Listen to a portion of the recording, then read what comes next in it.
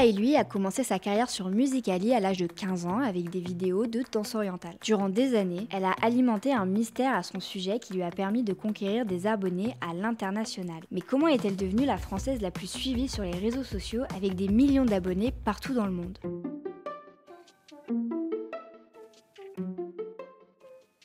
Aujourd'hui, je vous parle de Léa et lui, une influenceuse française qui est assez discrète mais qui a un impact sur le monde entier. Car au début, elle a opté pour une stratégie à la Thibaut InShape, publier des vidéos où elle ne parle pas mais elle danse. Que l'on soit américain, français ou japonais, tout le monde peut comprendre ce qu'elle fait. Cette stratégie, qui n'en était pas vraiment une, lui a permis de réunir ses milliers d'abonnés partout dans le monde. Et voici comment tout a commencé.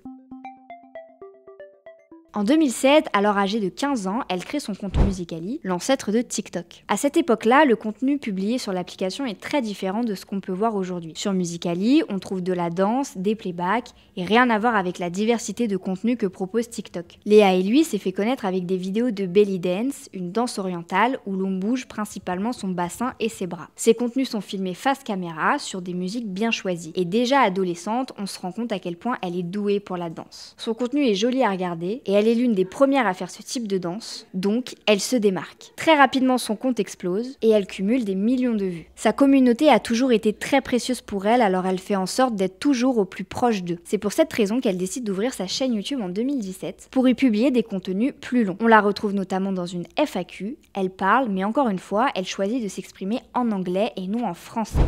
Hi guys, it's Leah and this is my first YouTube video. So this video is going to be a Q&A.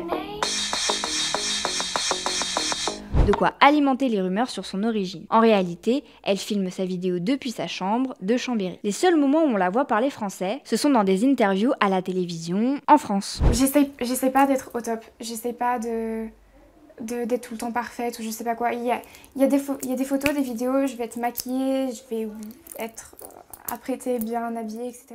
Elle aime bien jouer sur ce mystère car dans les commentaires, on peut retrouver de nombreux Français dire « mais elle est française » ou des Américains faire cette même remarque. Parler anglais lui permet donc d'accéder à une audience large. Même si elle essaye d'investir d'autres plateformes, Musical.ly et plus tard TikTok sont vraiment ses réseaux sociaux de prédilection. Avec les années qui passent, les danses c'est bien, mais est-ce que c'est pas le moment d'élargir son contenu ?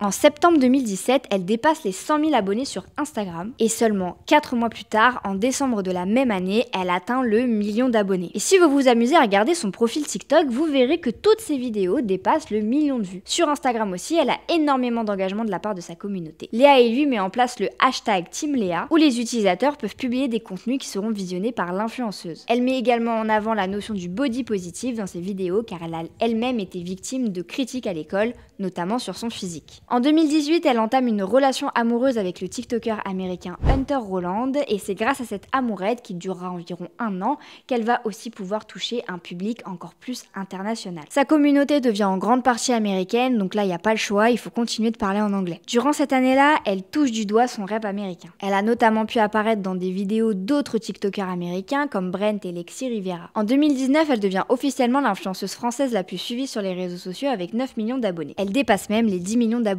sur Instagram. Cette même année, en 2019, elle rejoint l'agence Wonderwall Agency, fondée par Baptiste Giabiconi. Ça peut paraître anodin comme information, mais sa rencontre avec le célèbre mannequin va lui permettre d'entrer dans le monde très fermé du luxe et de la mode. Son image jusqu'à présent est assimilée à une adolescente qui fait de la danse du ventre, et il est temps de la faire grandir et de la faire devenir une vraie ambassadrice.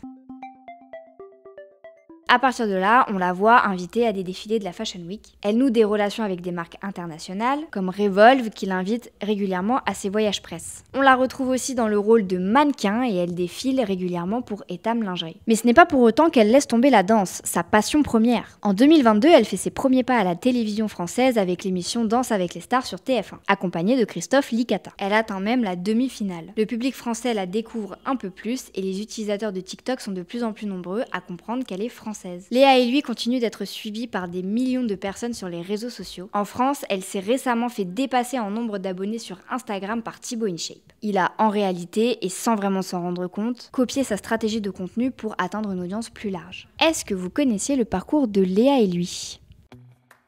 Vous venez de regarder un épisode de T'es qui toi, notre série de vidéos pour le mois de décembre où tous les jours on vous propose de découvrir ou de redécouvrir le parcours d'un créateur ou d'une créatrice de contenu sur les réseaux sociaux. Si vous êtes toujours là, n'hésitez pas à liker cette vidéo, à la commenter, à la partager et surtout à vous abonner parce que ça nous permet de faire découvrir cette chaîne à plus de monde et de continuer à vous proposer ce genre de contenu. J'espère que la vidéo vous aura plu et je vous dis à bientôt pour de nouvelles vidéos.